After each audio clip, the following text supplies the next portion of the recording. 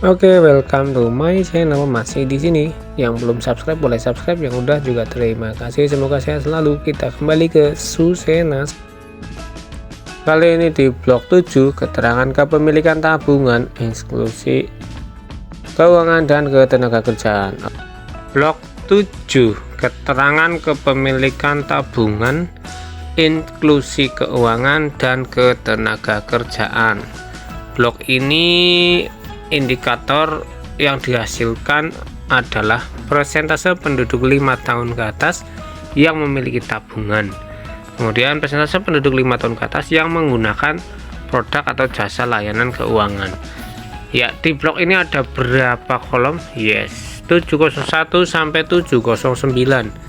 Ya, ini ditanyakan khusus untuk umur 5 tahun ke atas dan 10 tahun ke atas. Ya, kita mulai saja dari 701 702 untuk 5 tahun ke atas. 501 Kemudian atau 703 sampai 709 untuk 10 tahun ke atas. Jadi yang di bawah 5 tahun tidak dimasukkan.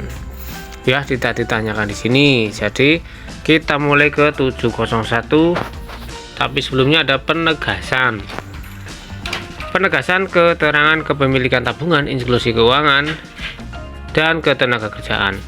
Orang tua yang buat rekening untuk anaknya atas nama anak, maka keduanya orang tua dan anak memiliki rekening, dianggap memiliki ya, jadi anak maupun orang tuanya tuh.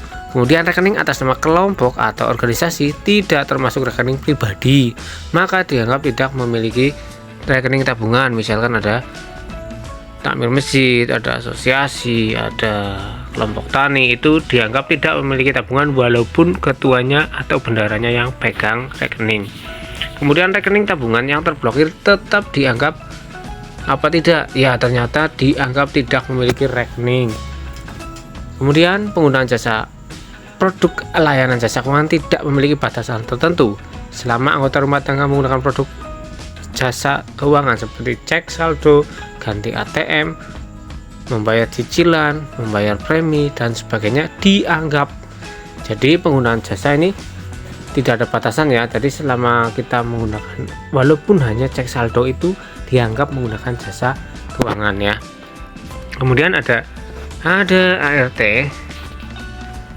yang punya dua majikan namun pekerjaannya sama, maka salah satu pekerjaannya dicatat pekerjaan utama dan pekerjaan lain dianggap pekerjaan tambahan.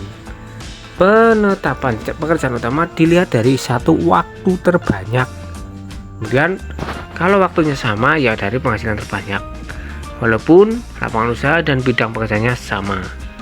Pencatatan jam kerja dicatat sesuai dengan jam kantor atau jam kerja normal.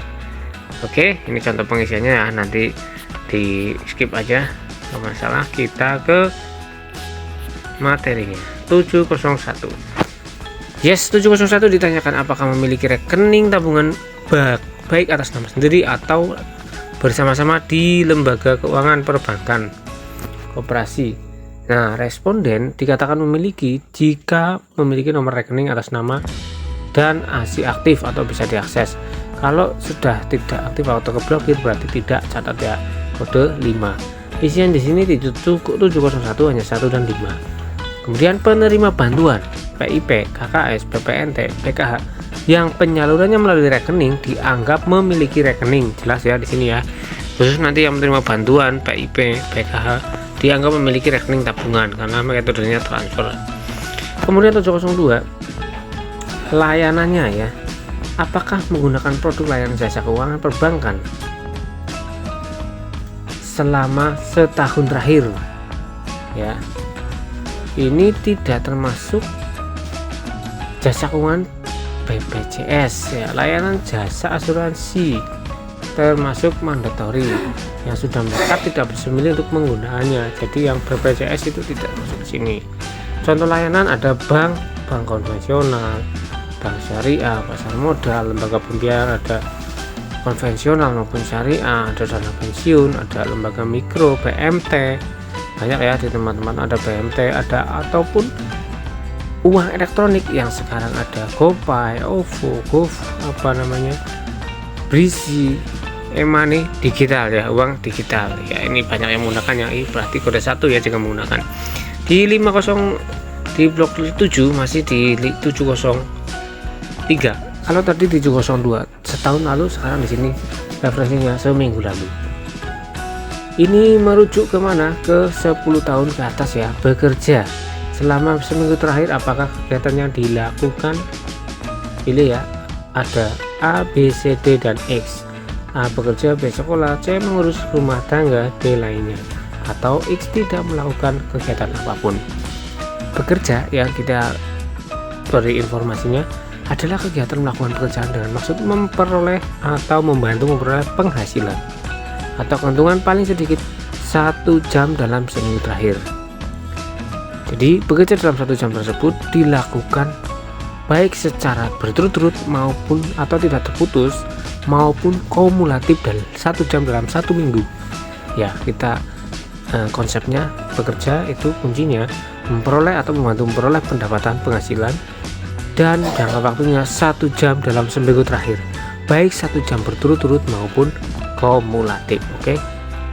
Catatan, petani yang membudayakan tanam pokok yaitu padi, jagung, dan sagu yang sebagian besar untuk dirinya sendiri dianggap bekerja.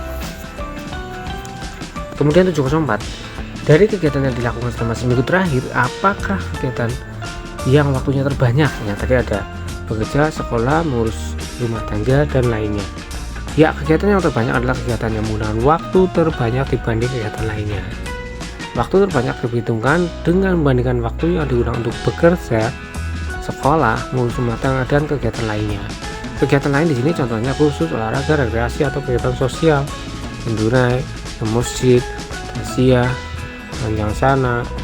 Oke, kemudian waktu luang yang digunakan untuk arisan, mengunjungi famili, santai, tidur, bermain tidak dihitung sebagai bahan pembanding. Oke, 704 jelas. Kita ke 705. Apabila jika tidak bekerja, atau 703 tidak dihindari kegiatan seminggu terakhir, apakah mempunyai pekerjaan tetapi sementara tidak bekerja? Ini ditanyakan apakah sementara tidak bekerja. Oke, penjelasannya mempunyai pekerjaan tapi sementara tidak bekerja. Mereka yang mempunyai pekerjaan tetapi selama seminggu terakhir tidak bekerja karena suatu sebab, misalkan cuti, sakit, atau menunggu panen, atau tidak belajar, atau mogok kerja, itu masuk. Kalau iya berarti kode 1, kalau tidak berarti kode 5. Di sini kenapa 5? Ya karena biar tidak 1 dan 2 jadi 5. Ya, kegiatan di 706 isikan selama seminggu terakhir apa lapangan usaha atau bidang pekerjaan dari tempat pekerjaan yang utama. Jadi yang utama ya, lapangan usaha atau bidang pekerjaan adalah bidang kegiatan dari pekerjaan atau usaha atau perusahaan atau kantor tempat kepala rumah tangga atau anggota rumah tangga bekerja ya, atau yang dihasilkan dari perusahaan KRT bekerja. Lapangan bidang usaha pekerjaan utama adalah yang menggunakan waktu terbanyak. Oke, jadi yang waktu terbanyak itu yang dicatat di sini. Kalau Bapak Ibu atau responden punya dua pekerjaan dengan waktu yang lebih banyak yang A, berarti pekerjaannya A yang dimasukkan di sini. Kemudian di 707, selama seminggu terakhir apakah status kedudukan? Jadi referensi waktunya seminggu. Yang tadi 1 tahun, ini yang seminggu. Status atau kedudukan adalah jenis kedudukan kepala rumah tangga atau anggota rumah tangga dalam pekerjaan utama tersebut. Statusnya ada 1, 2, 3, 4, 5, 6 ya. 707 tidak boleh kode 5 atau 6 jika di 705 ada sama dengan 1 ya. Jadi di sana 705 tidak boleh. Jika 1 di 707 tidak boleh kode 5 atau 6. 1 berusaha sendiri, 2 berusaha dibantu buruh tidak tetap atau pekerja keluarga atau buruh tidak dibayar, ayah dibantu anaknya menjaga warung. 3 berusaha dibantu buruh tetap atau dibayar, jelas perusahaan Poland punya tenaga kerja yang masuk di sini. Kemudian 4 buruh, karyawan atau pegawai untuk ASN, untuk yang tadi kerja di Poland maksudnya di buruh, karyawan atau pegawai. Kemudian pekerja bebas Jadi Senin kerjanya A, ikut A, kerja bangunan. Selasa kerja ke sawah, bekerja bebas.